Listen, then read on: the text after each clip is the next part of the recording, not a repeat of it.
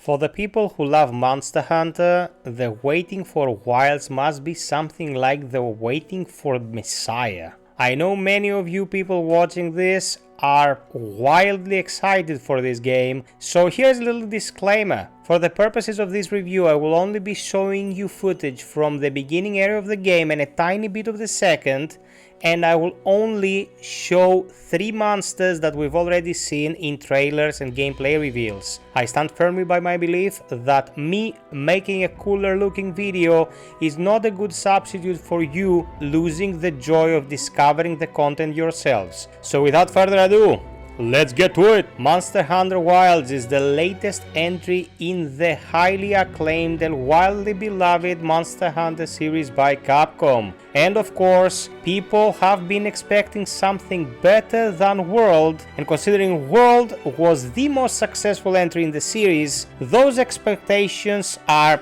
quite insurmountable. Newer hardware and faster drives for storage means that they can stream more assets and overall get more content to us easier and faster than ever. We already know that the game doesn't run that well on PC, as is customary with this kind of game. Do you remember Wild Hearts, the game by EA that kinda died an early death, although it was pretty excellent? Yeah, that ran like shit on PC as well. I, however, was given a copy of the PlayStation 5 version to test, and I will be talking about my experience on this specific system. Without going too in depth, since that's not the purpose of this review, you have 3 modes. You have performance, balanced and quality. You know what these entail by now. What I can tell you is that performance looks kinda rough. It runs stable at around 60 frames, then balanced is a compromise between resolution and performance, and quality is 30 FPS capped 4K. What you can do beyond these settings, however, is what's interesting. If you go with balanced, you can enable a 120 Hz 40 FPS cap that seems to smooth out the experience and allow VRR to take care of the rest.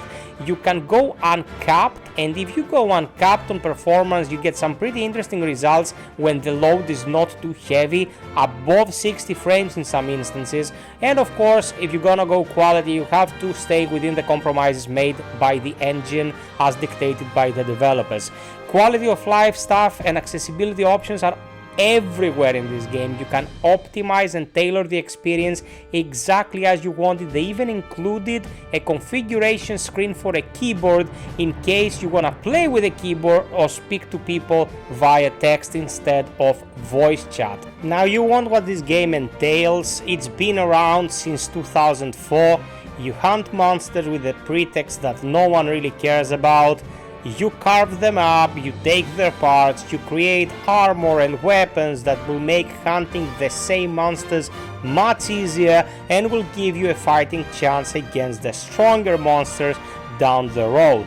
Of course, you can expect a ton of content from this game. From what I played so far, although I'm showing you only early footage, there will be a metric ton of updates for this one. They seem to be even more focused at making this a long-term deal, starting with events from the first week, and the engine itself seems to lend itself more for experimentation and expansion.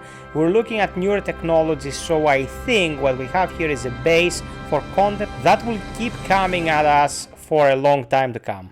You probably want to know what's new about the gameplay. Well, I played quite a bit of World, but I didn't really play Iceborne. And from what I've been hearing from people, the mounts that are present in Wilds were an inclusion in the Iceborne expansion from Monster Hunter World. So, what do these bring to the table?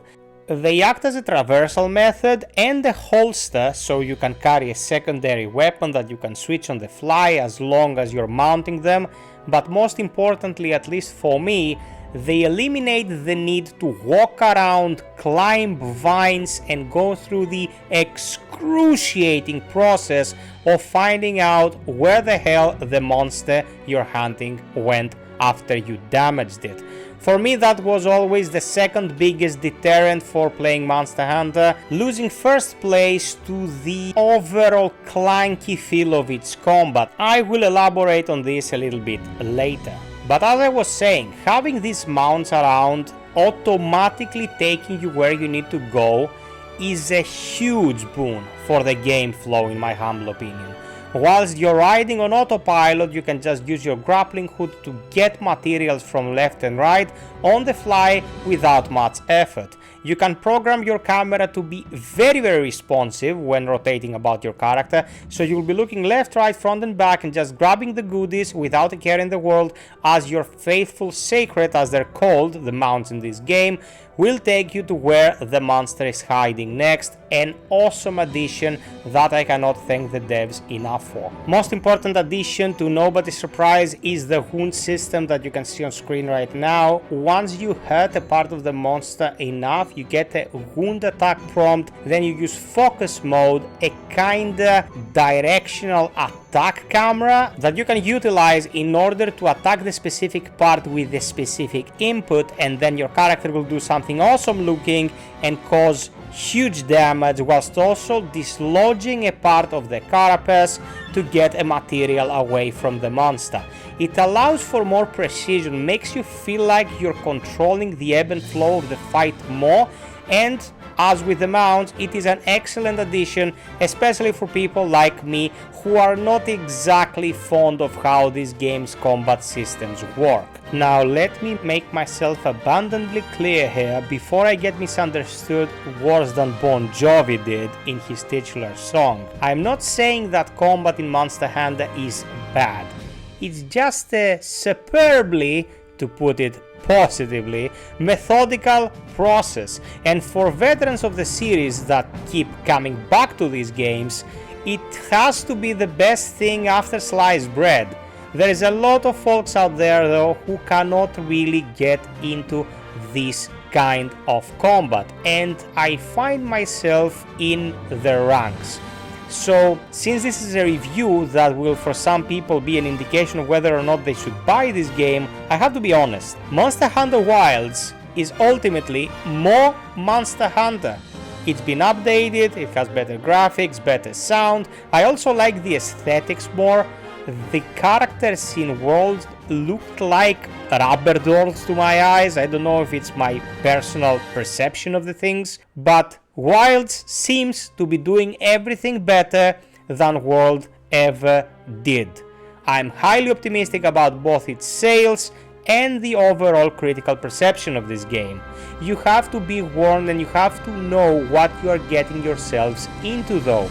This is the same intricate and quite frankly repetitive process that every other Monster Hunter game ever has been. You will be killing the same monsters again and again, although there is a huge number of them, in order to get their parts, craft your armors and weapons, and then participate in the various events that Capcom will be throwing at us, and which at some point will inevitably lead to us having to fight Goku or something. So if you're asking me, a player who has played Monster Hunter but doesn't exactly live and breathe them, if Wilds is a good purchase, I have to tell you that if you ever wanted to get into these games, this is probably the entry that will give you the best chance of finally clicking with the game.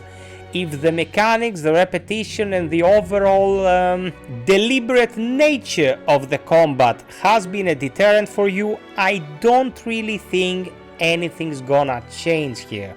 We're talking the same DNA, just crafted on the level that will make the game stand out amongst its peers in an ecosystem that seems to be dominated by itself anyway. Oh, and since I said ecosystem, I have to underline the way the environment works in this game. Now, I don't want to show you anything, but believe me, what they've done here with the weather and the way the world changes like it's a living space will leave a lot of folks mesmerized and impressed. I myself was quite taken aback by the attention of detail they put in here, and can't wait to see what other seasons and different approaches according to the event criteria they're gonna bring our way with future updates. Monster Hunter Wilds up to this date is the ultimate experience for hunters and lovers of the IP, and I highly recommend it to every single one of you who enjoyed Worlds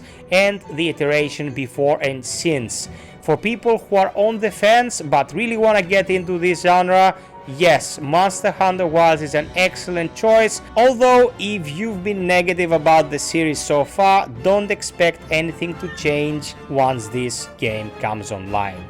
Thank you so much for watching, peeps. Subscribe, like, and hit the notification bell for more reviews. We'll be streaming this and trying this out in detail once the embargo lifts, so join us for the streams, and until next time, be well, stay frosty, and always strive for perfection. Cheers!